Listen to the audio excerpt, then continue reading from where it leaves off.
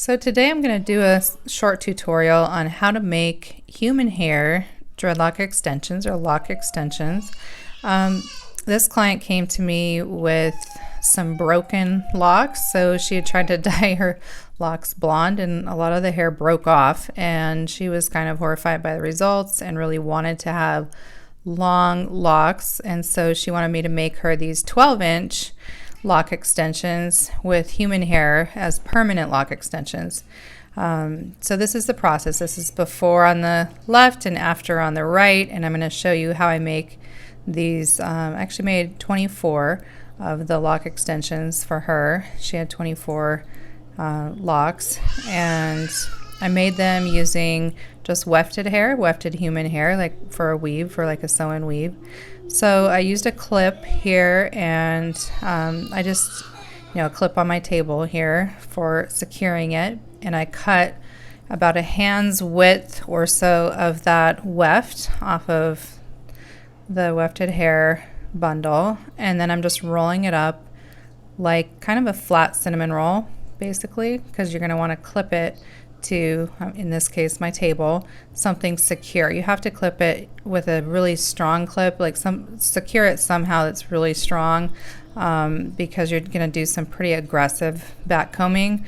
So with that plastic comb, I just kind of get it started, and once it's kind of started at the beginning, then I go in with the metal comb and go ahead and just really aggressively push that hair back. Now this wefted hair is, you can tell that it's looped over the weft so that there are shorter pieces at the top, and then it kind of has a tapered end as it goes down to the bottom. Most wefted hair is like that. This was 16-inch hair, and you need at least 16-inch. You could even use 18-inch if you wanted to make 12-inch lock extensions. Depends on the width of the lock that you want and the length as well. So anyway, in this case, I'm making 12-inch, and these are pretty fat locks that she had, so I definitely didn't want to make the lock extensions too thin. So I just cut the weft off of the top, and then I'm going to grab about an inch deep with the comb and just pull out the loose hair, because that's just all short hair at the top that's kind of bent over the weft. Then I'm taking a 0.5 millimeter, you can also use a 0.75 millimeter tiny crochet hook, and I'm basically ripping the hair through, so you're like pulling and ripping it. It's kind of hard on the hands. After you do 20 or so of these, you're gonna need a break, because your hands will just need a break. Not because your hands get sore from the motion. My hands are really strong, but because that the tip of the metal hook just really is aggressive on the hand that you're kind of holding the lock extension with. So you can see that basically what I'm doing is, after that back combing, taking the hairs and securing them in and out, around and through that lock extension, so that it's truly locked, like this is a permanent lock. It's not something that is just combed, and this is kind of the motion that I'm doing.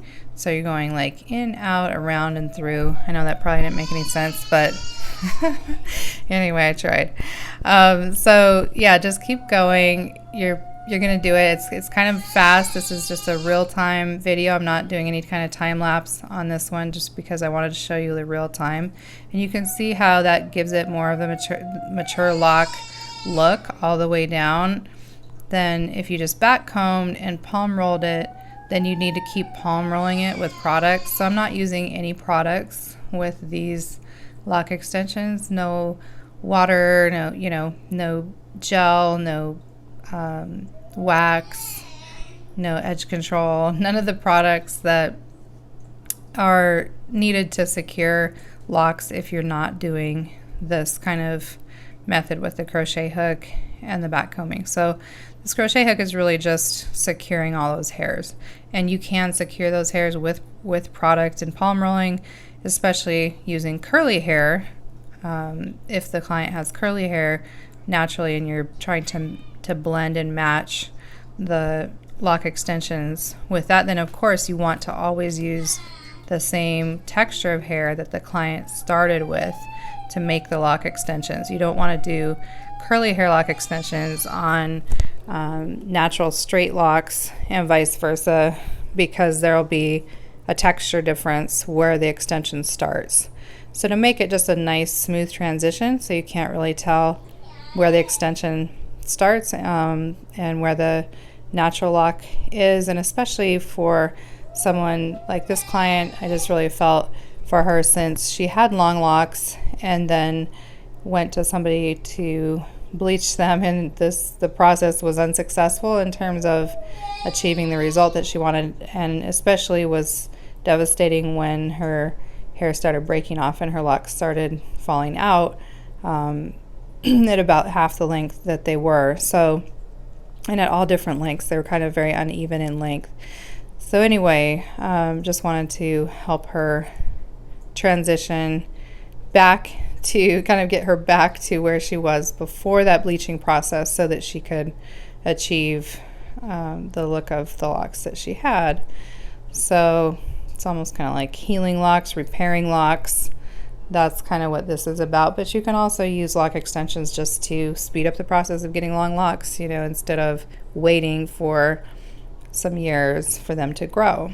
So anyway, you're continuing to use this really small crochet hook.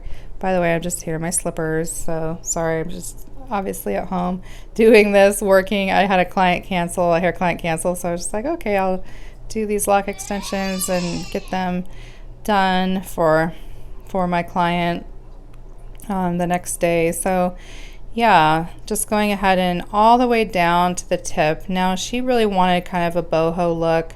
She's leaving her bangs out with straight hair. She also kind of has some wispy ends on some of her locks, and so the boho look, you don't want to cut a blunt tip at the end of the lock. You want to just leave like a little bit of hair out at the end. You don't have to chop it off and make it blunt. If somebody wants the blunt look, of course there's no right or wrong, like it's not right or wrong to do a wispy or blunt end, but you just want to achieve, of course, the look that the client wants or that you want if you're doing this for yourself. So just continue to tangle the hair, which is what locks really are, is tangled hair, all the way down. Get it nice and tight. Like you want that lock to feel firm, not hollow. There shouldn't be any hollowness in a permanent lock extension. It should be really solid. So that's what forcing this hair through with a metal needle, crochet needle, a really small crochet needle, so you're only really snagging like a few hairs at a time, so it's really getting it nice and tight in there. And then you can kind of feather that end out a little bit as you finish it off, and then yeah, just go ahead and palm roll it. And you can see that you want to leave about an inch or inch and a half at the top of those kind of loose hairs out. That is for attaching. So you're going to put the end of the natural locks like right up against that, and then you're going to use that tiny crochet needle to really feed it through the top of the lock, and then go ahead and combine and lock it all the way in. So there's definitely no way of taking these out unless you cut them off. So they're permanent lock extensions, and you can see that they're nice and tight and thick and full. And this is 24 12-inch extensions. So I'm getting ready to put them in her hair, and this is what her hair actually looks like. On the right is one lock extension that I've done. On the left is one of the broken locks that she had. And then this is with all the lock extensions installed, with some touch-up also done to the roots, because there was a lot of grow out and also breakage at the roots from the dye.